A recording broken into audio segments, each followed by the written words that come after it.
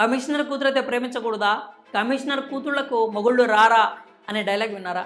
2 దశాబ్దాల క్రితం వచ్చిన ఈడియట్ సినిమాలో రవితేజ చెప్పిన ఈ డైలాగ్ అప్పట్లో ఓ రేంజ్లో ఇంపాక్ట్ క్రియేట్ చేసింది. ఈ సినిమా యూత్ మీద గట్టిగా ప్రభావం చూపించింది.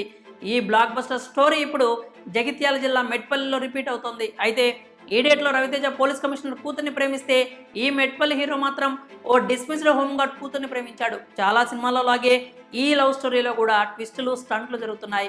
ఈ లవ్ బర్డ్స్ తమ పెద్దలను ఎదిరించి గుడిలో పెళ్లి చేసుకున్నారు. ఇద్దరు మేజర్లు కావడంతో వీరి మ్యారేజ్ హ్యాపీ మ్యారీడ్ లైఫ్ అవుతుందని నమ్మారు. కన్నవాళ్ళు ఒప్పుకోకపోయినా పోలీసులు తమకు సపోర్ట్ చేస్తారు అని నమ్మారు. కానీ ఇప్పుడు ఆ పోలీసులే ఈ ఈడియట్ స్టోరీకి పోకిరి సినిమా రేంజ్ ట్విస్టులు ఇచ్చారు. పూర్తి వివరాల్లోకి వెళ్తే మెట్పల్లికి చెందిన మారుతి అదే టౌన్కి చెందిన ఓ డిస్మిస్డ్ హోంగార్డ్ కూతురు గత కొంతకాలంగా ప్రేమించుకుంటున్నారు. అయితే ఆ అమ్మాయికి వేరే అబ్బాయితో పెళ్లి చేసేందుకు ఆమె తల్లిదండ్రులు ప్రయత్నించారు. దీంతో ఇద్దరూ పెళ్లి చేసుకోవాలని నిర్ణయించుకున్నారు. సెప్టెంబర్ నెలాఖరున పెద్దలను ఎదిరించి గుడిలో పెళ్లి చేసుకున్నారు. ఈ విషయం తెలిసిన అమ్మాయి తండ్రి తన పోలీస్ పవర్ చూపించారు. తన పరిచయాలతో ఆ జంటకు చుక్కలు చూపిస్తున్నారు. అందుకు సిఐ, మిగతా పోలీసులు కూడా సహకరించారు. అదే ఇప్పుడు తీవ్ర విమర్శలకు దారితీస్తోంది. కొత్త జంటని అమ్మాయి తండ్రి చంపేస్తానంటూ బెదిరించారు. దీంతో తమకు రక్షణ కల్పించాలంటూ అక్టోబర్ 1వ తారీఖున వారు మెట్పల్లి పోలీస్ స్టేషన్కి వెళ్లారు. ఆ సమయంలో వారికి న్యాయం చేసి రక్షణ కల్పించాల్సిన సిఐ నిరంజన్ రెడ్డి షాక్ ఇచ్చాడు.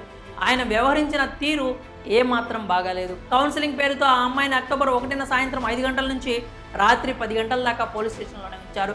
లోపలే బంధించారు. తన భర్తని కలవనీయకుండా చేశారు. అయితే తన భార్య లేకుండా తాను ఎక్కడికి వెళ్లేది లేదంటూ తిష్ట వేసి కూర్చున్నాడు మారుతి. తనను భర్తతో పంపాలని అమ్మాయి ఏడుస్తున్నా కానీ పోలీసులు కనికరించలేదు. బలవంతంగా అదే రాత్రి జగిత్యాలలోని సఖీ సెంటర్కు తీసుకెళ్లారు. మరోవైపు మారుతికి తమ తల్లిదండ్రులు కూడా మద్దతుగా నిలిచారు. పోలీసుల ఆదేశాలు లెక్క చేయలేదు. మారుతితో పాటు వారు కూడా అర్ధరాత్రి స్టేషన్లోనే నిరసన చేశారు. అక్టోబర్ 2న డీఎస్పీ రంగంలోకి దిగి అమ్మాయి తల్లిదండ్రులు, అబ్బాయి తల్లిదండ్రుల అభిప్రాయాలను తెలుసుకున్నారు. అయితే అమ్మాయి తండ్రి అస్సలు తగ్గలేదు.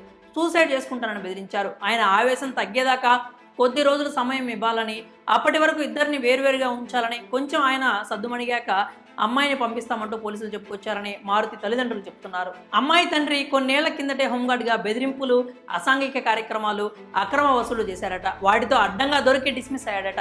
తనను, తన భర్త కుటుంబాన్ని తన తండ్రి చంపేస్తాడంటూ బెదిరిస్తున్నాడని అమ్మాయి వాపోయింది. తన పేరెంట్స్తో ఉండలేనని, తన భర్త దగ్గరకు పంపమని ఆ అమ్మాయి వేడుకుంటోంది. కానీ పోలీసులు మాత్రం కౌన్సిలింగ్ పేరుతో ఇప్పటికీ ఆమెను సఖీ సెంటర్లోనే ఉంచారు. అంతేకాకుండా సఖీ సెంటర్లోకి అమ్మాయి తండ్రిని మాత్రమే అనుమతిస్తున్నారు. భర్తను, అత్తమామలను అనుమతించడం లేదు. ఇలా పోలీసుల తీరు విమర్శలకు తావిస్తోంది. వాళ్ళు మేజర్స్ అయినా కానీ వారి ఇష్టాయిష్టాలకు వ్యతిరేకంగా పోలీసులు వ్యవహరిస్తున్న తీరుపై అనుమానాలు వ్యక్తమవుతున్నాయి. దీంతో రాష్ట్ర మహిళా హక్కుల కమిషన్, మహిళా సంఘాలు, హక్కుల కార్యకర్తలను వెంటనే స్పందించి తమకు న్యాయం చేయాలని మారుతి కుటుంబం వేడుకుంటోంది. మరి ఈ లవ్ స్టోరీ ఎప్పుడు సుఖాంతం అవుతుందో చూడాలి. దీనిపై మీ అభిప్రాయాన్ని కామెంట్స్ రూపంలో తెలియజేయండి.